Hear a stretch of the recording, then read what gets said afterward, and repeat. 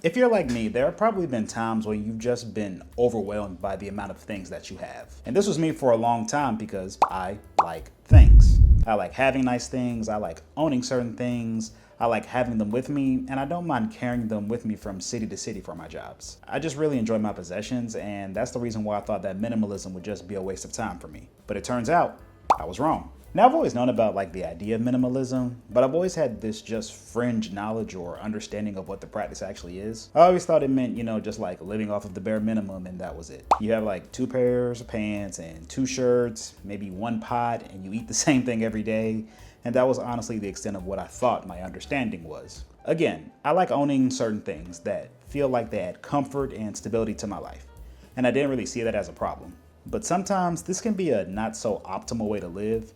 And my main goal is to be very intentional with the things that I own to have just a much easier life. I've learned that even though it's nice to have things that give you that certain peace of mind, sometimes the sheer amount of things that we own can be overwhelming. And I slowly started to realize this over time because as I collected more things, something just started to feel off. And not in like a dramatic way because I wasn't living chaotically or hoarding or anything like that. But there was just this like low level friction in my daily life. If we have too many things, they kind of start to lose their place and they end up in places where they're not supposed to be. Like the bed or on the couch or on the floor. We have to move things around to get to other things. We have to step over things. And once you do that enough, you realize that's just not a very efficient way to live because you're just kind of dealing with your environment instead of living and being comfortable in it. And I found myself having to live that way for a little while, and it's exhausting and annoying, and I knew I needed a change. And this is where my small interest in the idea of minimalism started, even though I still didn't think that I was really the type of person that it was meant for. I can remember a time when it seemed like everybody was trying minimalism or talking about minimalism or doing videos on minimalism. And I just never really bought into it or paid attention to it really because I knew it just wouldn't really ever fit me. It always just sounded like a really extreme lifestyle choice, but recently I started paying a little bit more attention to it. And not as a lifestyle per se, but just as the set of ideas. Things that I could maybe borrow even if I never fully committed to it. I recently discovered the book Goodbye Things, the new Japanese minimalism by Fumio Sasaki. And honestly, I didn't really expect much from it at first. And I just thought it would like reinforce that extreme version of minimalism that I already didn't relate to. But it didn't do that at all. It actually helped me rethink how I thought about my relationship with the things that I own without turning me into someone completely different. And that's what I want to talk about here. Because I learned minimalism is a lot more than surviving off of the bare minimum. It's about freedom and intention, 2 of the things that are always the most important to me. Everyone was born a minimalist. Probably the best way that book could have started out for me, honestly, because it's true. We weren't born holding on to things or thinking certain things were important to us. That's something that we develop over time. But when we have so many possessions, they tend to affect us in other ways. They take our energy and they take our freedom. For a very long time, I thought that minimalism meant just owning next to nothing and then just being like weirdly proud and maybe even a little smug about it. Like you'd have your 1 fork and your 1 towel and you call that freedom. But I realized that's not what that is. I realized that the goal of minimalism is clarity. I learned what a minimalist actually is. It's someone who knows what's actually important to them and intentionally reduces everything else. And this was where I had my first sort of like aha moment when it comes to learning exactly what minimalism is about. Because I always thought it was essentially just doing the most with the bare minimum. And it's not just that. I used to think minimalism was about restriction, but this framed it more like clarity. Not removing things for the sake of removing them, but removing what doesn't matter so you can focus on what does. There have been times where I bought things like jackets and it felt great. And it felt like I was a whole new person when I bought them. But then like 5 or 6 months later, they were just regular jackets. And I had already moved on to whatever piece of clothing was next. And I would just keep doing this without really thinking about it too much. We eventually get used to everything we own. And no matter how excited we were when we first got that thing, the feeling eventually goes away. And then we start looking to the next thing to recreate that feeling again. And I am very guilty of this. I like nice clothes and I like shoes. And I've definitely had moments where I bought something and I felt like really good about it. And then, just a few months later, it becomes normal. These are the things that usually spark joy and bring me happiness when I have them. But eventually it gets old. They get worn and I get bored of them. And I'm going to look for another pair of shoes or another shirt or another jacket to spark that same joy, to bring me that sense that I had at that one point in time. The goal is really just to maintain that sense of joy and happiness that we get when we first get something.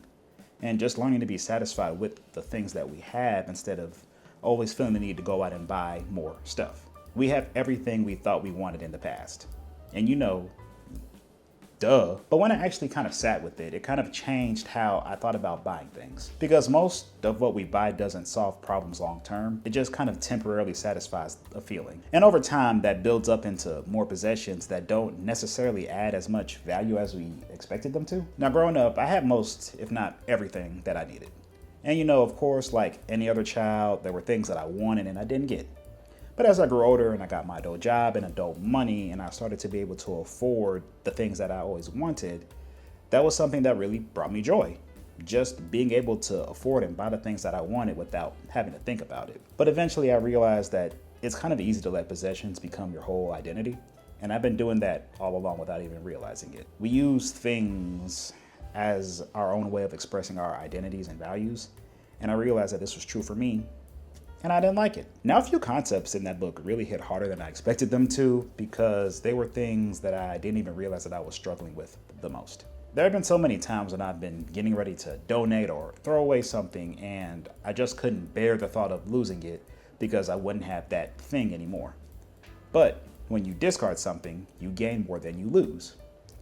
And this is a great point because when you finally get rid of that thing, you actually gain a lot more back.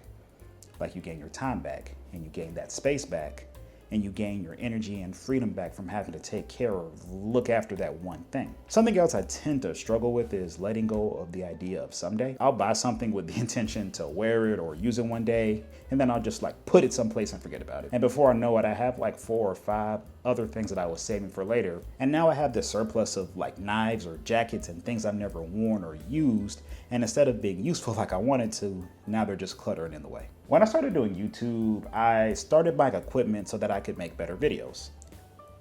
If I buy a light, I'm not just buying a light. I have a light and a charging cable and a charging port and maybe another stand or a tripod for that light.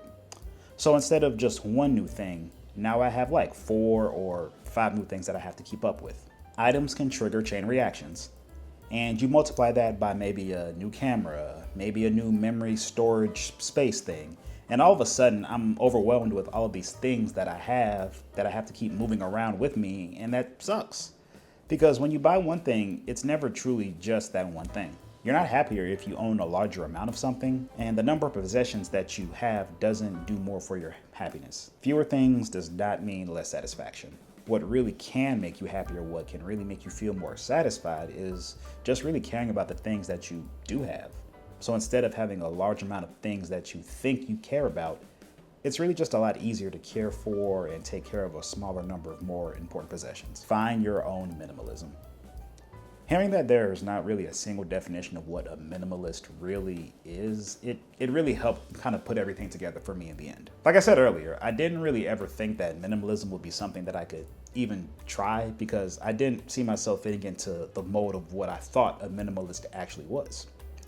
And even after decluttering, I still had a decent amount of possessions, but I felt like everything that I have now is just way more important to me. So yeah, minimalism isn't just the absolute bare minimum. It's minimizing the unimportant things to be able to focus on what's actually important to me. Now, I don't think I'll ever have the capacity to become a true minimalist like the author is.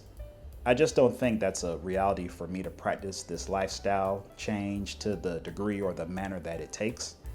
And that's fine. Like I said earlier, I like things, I enjoy my things, and I think it's just when you let the sheer number of things control you that it becomes a problem. Me and a friend were talking one day and I think we invented the term minimalist. Someone that borrows from minimalism and likes the idea of it and uses some of the principles that I've discussed in this video to practice it, but still being aware that we like things and certain things are just too important to us to not have. But now let me know down below in the comments. Have you ever practiced minimalism in any way? Or do you have a collection of things that you should probably start going through and throwing away maybe, but you just haven't made it to that point yet? You're not alone, so no judgment. But please let me know in the comments. I'd love to know. Like always, thank you so much for watching. I'll see you in the next one.